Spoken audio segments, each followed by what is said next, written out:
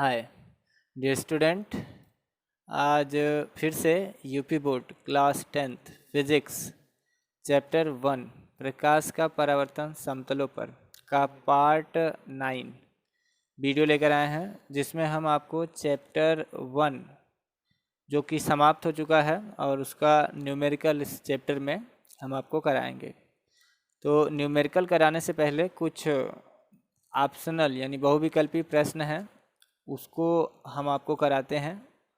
तद उपरांत हम आपको न्यूमेरिकल भी कराएंगे इस चैप्टर में। तो आइए देखते हैं फ्रेंड, इसमें कुछ न्यूमेरिकल हमने आपके सामने प्रस्तुत किया है। जैसे पहला प्रश्न दिया इसमें कि अदीप्त प्रकाश स्रोत है। तो अदीप्त प्रकाश स्रोत का मतलब है बेटा, सबसे पहले तो यही जानना पड़ेगा कि अदीप्त कहते किसे हैं, अदीप्त प्रकाश स्रोत होता क्या है।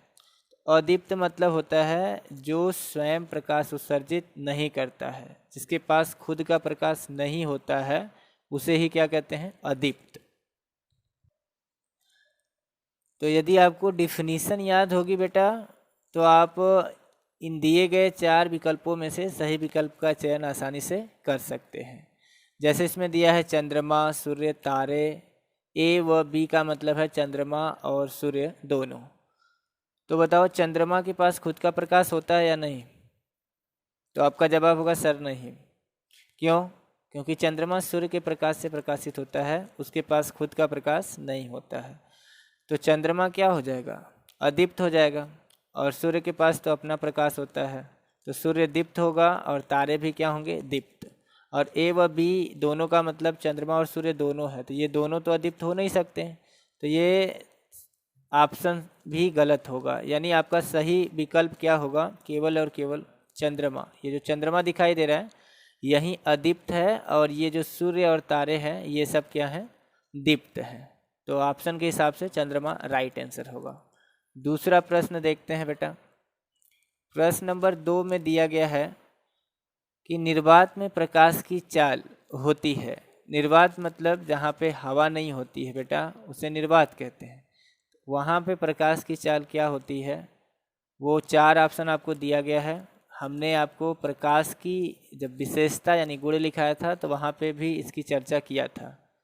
तो निर्वात में जो प्रकाश की चाल है, निर्वात में जो प्रकाश की चाल है, वह आपको यदि याद होगा, ऑप्शन जो मैंने आपको थ्योरी दी थी, यदि आपको थ्योरी याद होगी तो आप इसका उत्तर दे सकते हैं। पहला दिया है 3 × 10⁸ मीटर पर सेकेंड, दूसरा है 2 × 10⁸ मीटर पर सेकेंड। सी ऑप्शन दिया है 30 × 10⁷ मीटर पर सेकेंड, और डी ऑप्शन दिया है ए व सी दोनों। तो ध्यान से बेटा ऑप्शन को देख के टिक करेंगे। अब अधिकांश को तो लगेगा कि option number A he right है, क्योंकि उन्हें याद है 3 × 10⁸ मीटर पर सेकेंड, वो इसी पर टिक करके आ जाएंगे। गलत हो जाएगा बेटा। ऑप्शन में और भी ऐसे विकल्प दिए गए हैं जो इसी के इक्वल हैं। जैसे ये वाला ऑप्शन जो 30 × 10⁸ दिया है, इसको भी हल करोगे तो 3 × 10⁸ ही आएगा। तो सही ऑप्शन केवल ए नहीं होगा, ऑप्शन सही जो होगा वो डी होगा, क्योंकि डी ऑप्शन में ए व सी दोनों सही हैं, दोनों का मतलब एक ही है। तो ऑप्शन डी राइट आंसर होगा, 3 × 10⁸ मीटर पर सेकेंड, या इसी को 3 लाख किलोमीटर पर सेकेंड भी कह सकते हैं बेटा। अगला तीसरा जो प्रश्न है वो है कि प्रकाश की जो तरंगदैर्ध्य है, यानी परास, उसकी तरंगदैर्ध्य परास होती है। दृश्य प्रकाश की बातचीत यहाँ पर की जा रही है। प्रकाश की तरंगदैर्ध्य से मतलब दृश्य प्रकाश से, यानी जिसको हम अपनी नग्न आँखों से देख सकते हैं, उसकी बातचीत इस तीसरे वाले प्रश्न में की गई है। तो प्रकाश की तरंगदैर्ध्य परास कितनी होती है बेटा? तो ऑप्शन पहला दिया है 4000 एंगस्ट्रॉम से लेकर 8000 एंगस्ट्रॉम, दूसरा दिया है 3000 एंगस्ट्रॉम से लेकर 4500 एंगस्ट्रॉम, तीसरा दिया है 3500 एंगस्ट्रॉम से लेकर 5500 एंगस्ट्रॉम, और ऑप्शन नंबर जो ये डी ऑप्शन है जिसमें 5000 एंगस्ट्रॉम से लेके 9000 एंगस्ट्रॉम दिया गया है। तो इसका जो सही ऑप्शन होगा बेटा वो 4000 से लेके 8000 एंगस्ट्रॉम दृश्य प्रकाश का तरंग दैर्ध्य होता है। कुछ किताबों में प्रकाश का जो वेवलेंथ दिया है वो 3800 से लेकर 7800 3800 एंगस्ट्रॉम से लेके 7800 एंगस्ट्रॉम भी दिया है। तो बेटा यदि ये ऑप्शन में हो तो आप इस पे, यदि ऑप्शन में 4000 से 8000 ना देके 3800 से 7800 दिया है तो आप इस पे ही टिक करेंगे, और यदि ये नहीं है तो आप 4000 से लेके 8000 एंगस्ट्रॉम तक टिक करेंगे। ठीक है, अगला क्वेश्चन नंबर 4 देखते हैं। क्वेश्चन नंबर 4 में दिया है बेटा कि निम्न में से पारभाषक माध्यम क्या है। पारभाषक क्या होता है? तो पारभाषक और अल्प पारदर्शी और पारदर्शी और अपारदर्शी, जो पारभाषक है ये अल्प पारदर्शी का ही दूसरा नाम है, जो कि प्रकाशिक माध्यम में हमने आपको बताया था। पारभाषक या अल्प पारदर्शी दोनों एक ही है, जिसकी परिभाषा भी हमने आपको वहाँ पे बताया था कि ऐसा माध्यम जिसमें से प्रकाश का कुछ ही भाग या आंशिक भाग आर पार चला जाए उसको पारभाषक कहते हैं। उदाहरण भी प्रस्तुत किया था, जैसे वायु दिया है, कांच है, घिसा हुआ कांच है और दीवार है। तो वायु और कांच जो है बेटा ये पारदर्शी माध्यम के उदाहरण हैं, क्योंकि इनमें से अधिकांश भाग प्रकाश का आर पार हो जाता है। और पारभाषक का मतलब होता है कुछ ही आंशिक रूप से आर पार जो जाए वो पारभाषक में आएगा। तो जो घिसा हुआ कांच होगा ये पारभाषक माध्यम का उदाहरण का सही विकल्प होगा, ये पारभाषक माध्यम का उदाहरण है। दीवार जो ऑप्शन नंबर 4 दिया है, इसमें दीवार तो आपका अपारदर्शी में आ जाएगा, क्योंकि इसमें से कोई भी प्रकाश बाहर नहीं निकल के जाएगा, तो ये अपारदर्शी का उदाहरण है, पारभाषक का नहीं। क्वेश्चन नंबर 5 की बात करते हैं। तो क्वेश्चन नंबर 5 में दिया गया है बेटा कि किसी पृष्ठ से परावर्तित प्रकाश की मात्रा निर्भर करती है। किसी पृष्ठ से परावर्तित प्रकाश की मात्रा निर्भर करती है। परावर्तित प्रकाश की मात्रा का मतलब है कि कैसा पृष्ठ रहेगा कि ज़्यादा से ज़्यादा प्रकाश उससे परावर्तित हो जाएगा। ये भी हमने प्रकाश के, ये बात भी हमने आपको बताया था जब हम आपको समतल दर्पण की विशेषता बता रहे थे, वहाँ पे ये बात हमने नोट करके आपको लिखवाया था कि किसी पृष्ठ से परावर्तित प्रकाश की मात्रा निर्भर करती है प्रकाशिक माध्यम पर। दूसरा लिखा है प्रकाश स्रोत पर। तीसरा ऑप्शन दिया है पृष्ठ की प्रकृति पर, और चौथा दिया है इनमें से कोई नहीं। तो ज़्यादा से ज़्यादा लाइट रिफ्लेक्टेड हो उसके लिए डिपेंडेंसी जो होती है लाइट की बेटा वो पृष्ठ की प्रकृति पर। सही ऑप्शन होगा पृष्ठ की प्रकृति। इसका मतलब है कि यदि प्रकृति चिकनी होगी तो लाइट ज़्यादा से ज़्यादा रिफ्लेक्ट होगी, और यदि खुरदुरी होगी तो प्रकाश कम से कम रिफ्लेक्ट यानी परावर्तित होगा। क्योंकि जब हमने परावर्तन के प्रकार आपको बताया था तो वहाँ पर हमने आपको विसरित परावर्तन और नियमित परावर्तन के बारे में बातचीत किया था, और उसी में हमने ये बात आपको नोट करके दी थी। क्वेश्चन नंबर 6 देखते हैं बेटा। क्वेश्चन नंबर 6 दिया है समतल दर्पण की फोकस दूरी होती है। समतल दर्पण की फोकस दूरी, यदि आपको समतल दर्पण की विशेषता याद होगी तो उसमें हमने इसकी फोकस दूरी की भी चर्चा की थी। समतल दर्पण की फोकस दूरी ऑप्शन दिया है 0, अनंत, 25 सेंटीमीटर, -25 सेंटीमीटर। तो बेटा समतल दर्पण की फोकस दूरी इनफाइनाइट होती है। कितना होती है? इनफाइनाइट यानी अनंत। समतल दर्पण की फोकस दूरी अनंत होती है। अगला क्वेश्चन नंबर 7 की बात करते हैं। क्वेश्चन नंबर 7 में दिया है बेटा, सवाल एक दिया है, समतल दर्पण के सामने एक वस्तु दर्पण से 10 सेंटीमीटर की दूरी पर रखी गई है। समतल दर्पण के सामने एक वस्तु दर्पण से 10 सेंटीमीटर की दूरी पर रखी गई है। तो कह रहा है कि दर्पण से प्रतिबिंब की दूरी बताइए। कहाँ से मांग रहा है बेटा? दर्पण से प्रतिबिंब की दूरी मांग रहा है। तो आइए इसको हम आपको लगा के समझाते हैं। क्वेश्चन नंबर 7 को समझिएगा। एक समतल दर्पण यहाँ पे दिया है, तो इसको मान लीजिए प्लेन मिरर है, और इस प्लेन मिरर में जो वस्तु की दूरी दिया है दर्पण से, ये दर्पण है, दर्पण से वस्तु की दूरी दिया है आपको सवाल में बेटा 10 सेंटीमीटर। कितना दिया है 10 सेंटीमीटर। आपसे पूछ रहा है कि जो प्रतिबिंब बनेगा वो दर्पण से कितनी दूरी पर बनेगा। तो ये आपका दर्पण है। तो विशेषता यदि आपको याद हो समतल दर्पण की कि कोई भी वस्तु समतल दर्पण में दर्पण से जितनी बाहर रखी गई होती है उसका प्रतिबिंब दर्पण के अंदर भी उतनी ही दूरी पर बनता है। तो कितनी दूरी पर बनेगा, 10 बाहर है तो अंदर कितने पर बनेगा, 10 सेंटीमीटर ही दूरी पर बनेगा। यदि यही प्रश्न में कहा होता कि जो प्रतिबिंब बनेगा वो वस्तु से कितनी दूरी पर बनेगा, तो वस्तु तो आपने यहाँ रखा है, तब ऑप्शन हो जाता 20 सेंटीमीटर। लेकिन आपसे वस्तु से दूरी ना पूछ के आपसे दर्पण से पूछा है, तो दर्पण से इसकी दूरी कितनी हो जाएगी बेटा, 10 सेंटीमीटर। तो ऑप्शन में जहाँ पे 10 सेंटीमीटर दिया होगा बेटा वहीं ऑप्शन सही होगा और सारे विकल्प गलत होंगे। 5 सेंटीमीटर गलत है, यानी बी ऑप्शन राइट होगा, 10 सेंटीमीटर दूरी पर। 8वां क्वेश्चन और आखिरी क्वेश्चन देखते हैं।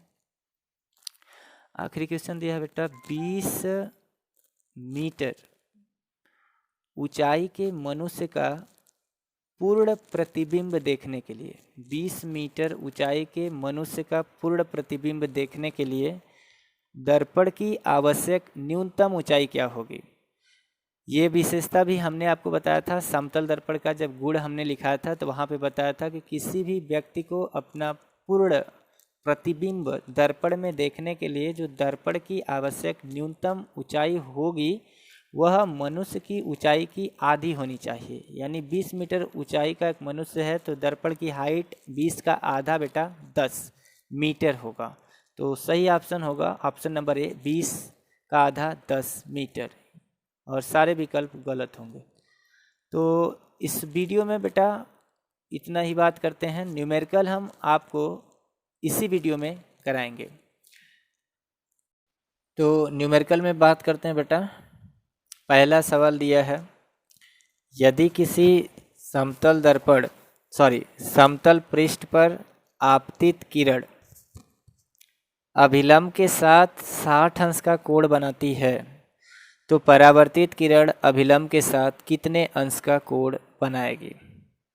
फिर से समझिएगा, प्रश्न को एक बार गौर से पढ़िए बेटा। कह रहा कि यदि किसी समतल पृष्ठ पर, तो ये आपका समतल पृष्ठ है, आपतित किरण, ये आपतित किरण है, अभिलंब के साथ यानी ये अभिलंब है, 60 अंश का कोण बना रही है, यानी आपतन कोण का मान दे रहा है बेटा। आई का मान कितना दिया है, 60 डिग्री, क्योंकि अभिलंब के साथ आपतित किरण जो कोण बनाती है उसे ही हम कहते हैं आपतन कोण। तो आई का मान दे दिया है 60 अंश कोण बनाती है। तो परावर्तित किरण अभिलंब के साथ कितने अंश का कोण बनाएगी। पूछ रहा है कि ये जो परावर्तित किरण है ये अभिलंब के साथ कितना कोण बनाएगी, यानी आर का मान मांग रहा है।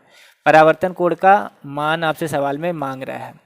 तो परावर्तन का द्वितीय नियम आपने पढ़ा होगा कि जो आपतन कोण होता है वो सदैव परावर्तन कोण के बराबर होता है, यानी कोण आई इज इक्वल टू कोण आर। कोण आई का मान आपको सवाल में दिया है बेटा 60 अंश, तो 60 अंश बराबर कोण आर हो जाएगा, यानी परावर्तन कोण का मान जो आएगा वो 60 डिग्री आएगा। यही आपका क्या होगा आंसर, क्योंकि सवाल में आपसे मांगा क्या है, सवाल में आपसे कहा है कि जो परावर्तित किरण होगी वो अभिलंब के साथ कितना कोण बनाएगी। तो ये आपका अभिलंब है और इसी के साथ जो कोण बनाती है परावर्तित किरण उसी को हम परावर्तन कोण कहते हैं। तो ये आपका आंसर होगा 60 डिग्री।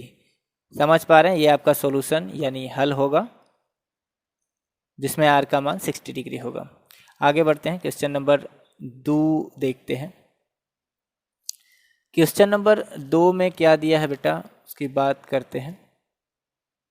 क्वेश्चन नंबर 2 में दिया गया है कि प्रश्न में कह रहा है कि यदि कोई प्रकाश किरण किसी समतल पृष्ठ पर 40 अंश का कोण बनाती है।